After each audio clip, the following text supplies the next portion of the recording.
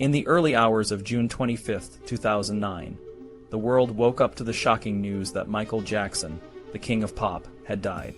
The news sent ripples of disbelief and sorrow across the globe. Fans, friends, and fellow artists mourned the loss of a cultural icon. But as the initial shock wore off, questions began to surface. How did the seemingly invincible Michael Jackson, a man who had captivated the world with his music and dance, suddenly pass away at the age of 50? The answers would lead to a complex and controversial trial that would captivate the public for months to come. Dr. Conrad Murray, Jackson's personal physician, found himself at the center of the storm. The events leading up to Jackson's death and the subsequent legal proceedings against Murray painted a picture of a man who was deeply troubled and surrounded by a web of financial and personal pressures. The trial of Dr.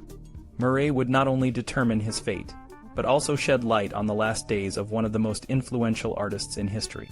Michael Jackson's final months were marked by intense preparation for his This Is It comeback tour, a series of concerts scheduled to take place at London's O2 Arena.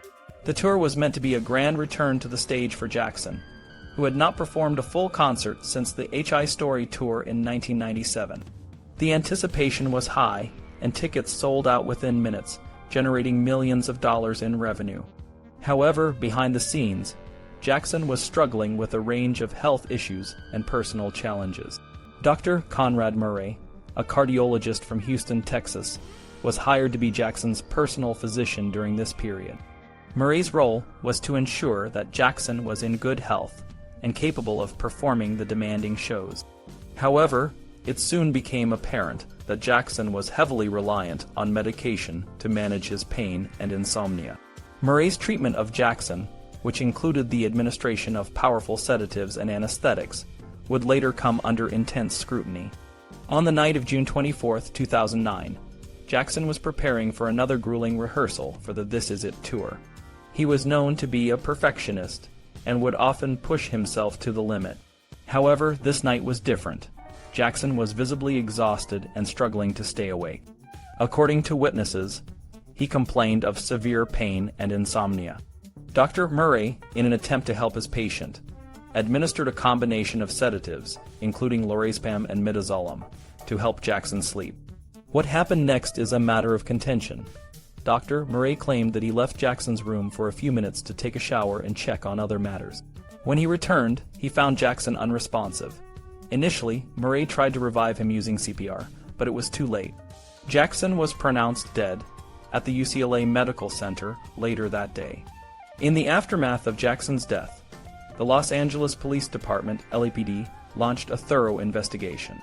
Detectives interviewed witnesses, reviewed medical records, and collected evidence from Jackson's residence.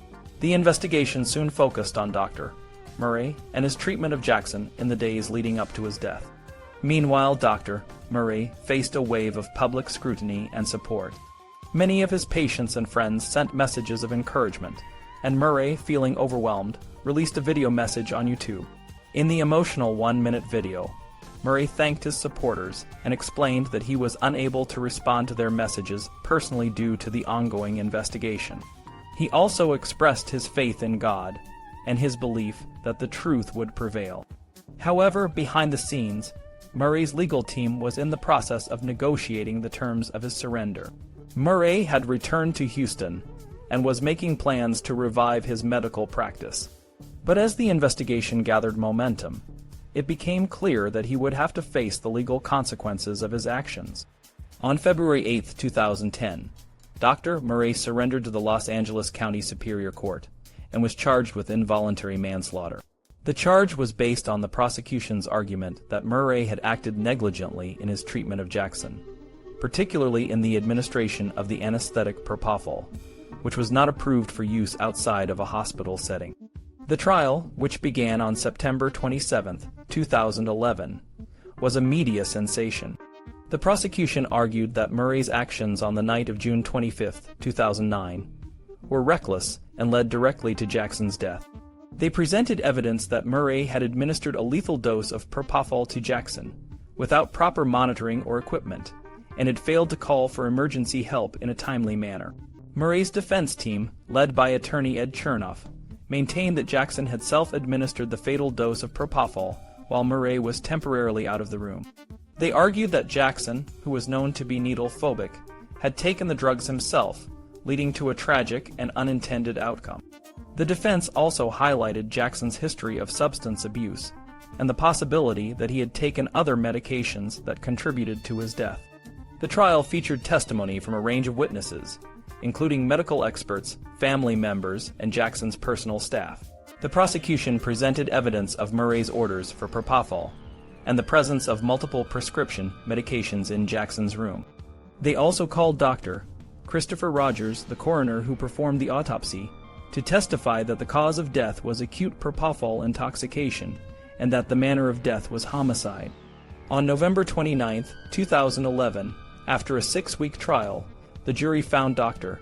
Conrad Murray guilty of involuntary manslaughter. He was sentenced to 4 years in prison, with credit for time served. The verdict was a bittersweet conclusion to a case that had captivated the world. For Jackson's family and fans, it was a moment of closure, but the loss of the artist continued to be deeply felt. While Dr. Murray faced legal consequences, the Jackson estate, managed by executors John Branca and John McClain, began to turn around its financial situation. In the months following Jackson's death, the estate faced substantial claims and debts totaling over $500 million. However, Branca and McClain worked tirelessly to restructure the estate and capitalize on the renewed interest in Jackson's legacy. One of the most significant financial windfalls came from the release of the documentary, Michael Jackson's This Is It, which was compiled from footage of Jackson's rehearsals. The film was a commercial success, grossing over $261 million at the international box office and generating additional revenue from DVD sales. The estate also entered into lucrative deals with Sony Pictures for the release of unreleased material and a partnership with Cirque du Soleil for a Michael Jackson-themed show called Immortal. By the end of 2009, the Jackson estate had not only paid off its debts, but was also generating significant revenue. The financial turnaround was hailed as one of the most remarkable in pop culture history. The death of Michael Jackson and the subsequent trial of Dr. Conrad Murray exposed the complexities of fame, the pressures of the entertainment industry, and the human toll of substance abuse. While the legal proceedings provided some answers, many questions remain unanswered. For the millions who loved Michael Jackson, his legacy continues to inspire and evoke memories of a truly unique artist. The case of Dr. Murray serves as a cautionary tale about the responsibilities of those in positions of trust and the consequences of negligence.